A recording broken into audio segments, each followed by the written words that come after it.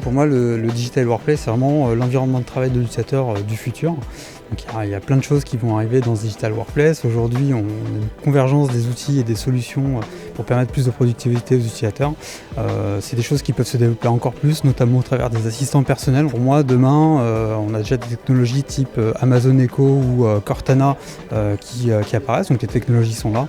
Et je pense que plus tard, dans le digital workplace, on pourra avoir pour chaque utilisateur un assistant personnel qui pourra lui traiter toutes les petites tâches administratives qui sont un peu chronophages, on va dire, et qui l'empêchent de se focaliser sur ces tâches plus productives. Bon, la possibilité de travailler plus facilement, d'échanger, de collaborer, d'avoir des solutions beaucoup plus simples, beaucoup plus informatisées pour que les clients puissent échanger beaucoup plus facilement d'un site à l'autre, possibilité de faire du home office, des possibilités infinies finalement. Pour moi, elle évoque le changement numérique qu'on a aujourd'hui, le fait que les entreprises deviennent de plus en plus ouvertes, connectées, vont de plus en plus vite dans leur métier. Et donc aujourd'hui, pour moi, c'est la transformation digitale des entreprises, le digital workplace. C'est l'outil central pour se transformer. C'est déjà un projet collaboratif à part entière qui doit finalement réunir la direction, mais avant tout les utilisateurs finaux, parce que c'est eux qui vont utiliser au quotidien ces applications, et ça doit les aider à développer leur efficacité, à être mieux dans leur travail et à pouvoir gérer finalement le ATAWAD là, comme on a vu, anytime, anyway, any device. Voilà, donc ça va être un projet qui doit se faire finalement en collaboration avec tous les membres de l'entreprise. Oui, j'ai bien compris qu'il fallait que tous nos outils soient compatibles, qu'il fallait choisir la meilleure solution, des API qui puissent s'interconnecter. Bon, nous, dans notre choix de solution, on choisit systématiquement des produits qui s'interfacent aussi bien avec Microsoft qu'avec Google et tous les éditeurs de marché. Aujourd'hui, la téléphonie ne peut plus être cloisonnée d'un côté, l'informatique de l'autre. On mélange tout, on travaille tout ensemble. Moi, ce qui en ressort, c'est qu'aujourd'hui, on voit vraiment qu'il y a une accélération qui se produit, et au niveau des intégrateurs, au niveau des fournisseurs de solutions et même du côté client, côté IT, on voit qu'il y a beaucoup de choses qui se transforment et qu'il faut se tenir informé, il faut échanger ensemble. C'est important parce que c'est un monde qui se transforme très rapidement, les solutions bougent très très vite, donc il faut voir comment on arrive à faire converger tout ça du mieux possible. C'est forcément extrêmement riche d'entendre un petit peu les différentes approches, les approches finalement d'utilisateurs finaux, de grands acteurs comme Google par exemple également. Donc oui, c'est extrêmement riche parce que ça permet d'avoir finalement une vision assez complète entre des équipementiers, des éditeurs et des utilisateurs finaux. C'est particulièrement pertinent pour nous parce qu'on est en plein projet de déménagement.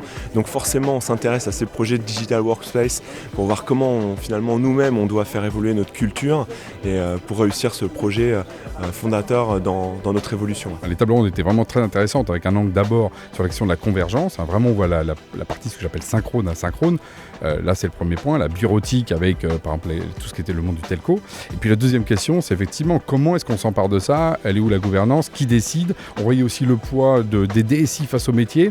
Les entreprises doivent vraiment se poser la question, est-ce que c'est une transformation digitale de leur métier ou de leur DSI ? Moi, j'ai trouvé le débat passionnant et très ouvert.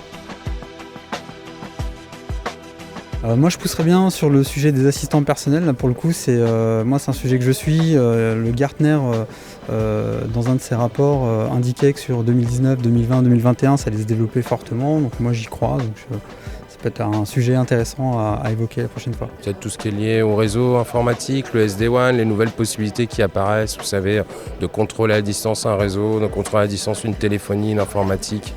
Va être très intéressant. Moi, je pense qu'un des sujets, ce serait justement la convergence de tous ces acteurs. Comment est-ce qu'on arrive justement à mettre d'un côté des acteurs historiques du monde justement de la bureautique, les gens justement du telco plus traditionnel, des opérateurs mobile cloud et travailler ensemble, par exemple, à normaliser ça pour donner des éclairages, des pistes. Comment est-ce qu'on fait pour aller vite sur ce sujet pour les clients ? Je pense que tous les sujets qui peuvent permettre d'aider dans la réflexion les dirigeants, c'est forcément des sujets riches et qui nous intéressent. Ensuite, il y a pléthore de sujets autour de la 5G, autour du SD-WAN, qui sont des sujets qui nous intéressent au quotidien. Et puis effectivement, la qualité de vie au travail, parce que c'est effectivement demandé de plus en plus par les utilisateurs, et on sait que le bien-être, ça a un impact direct sur finalement les résultats globaux de l'entreprise. Oui, c'est très intéressant. On rencontre déjà tous les acteurs du marché. On a des avis différents. Ça nous permet de savoir quelles sont les meilleures solutions, qui se vendent bien, qu'est-ce qui marche bien, quels sont les retours de nos autres confrères. c'est très intéressant. C'était vraiment intéressant, d'ailleurs la salle était pleine. Digital Workplace, c'est un sujet qui intéresse. Et puis moi j'ai eu des échanges très intéressants. Puis ça a aussi l'occasion de créer des partenariats, des partenariats concrets, technologiques vis-à-vis de clients, de faire des offres. Je discutais avec Poly par exemple, il y a vraiment de choses intéressantes à faire. Par exemple pour relier le digital au physique, ça a été dit dans la table ronde. Donc oui, moi je trouve ça hyper intéressant. Moi je trouve que c'est très riche, ouais. Effectivement ces échanges. Ça permet aussi d'échanger après la table ronde sur des éléments extrêmement concrets, factuels avec les partenaires finalement qu'on rencontre au quotidien.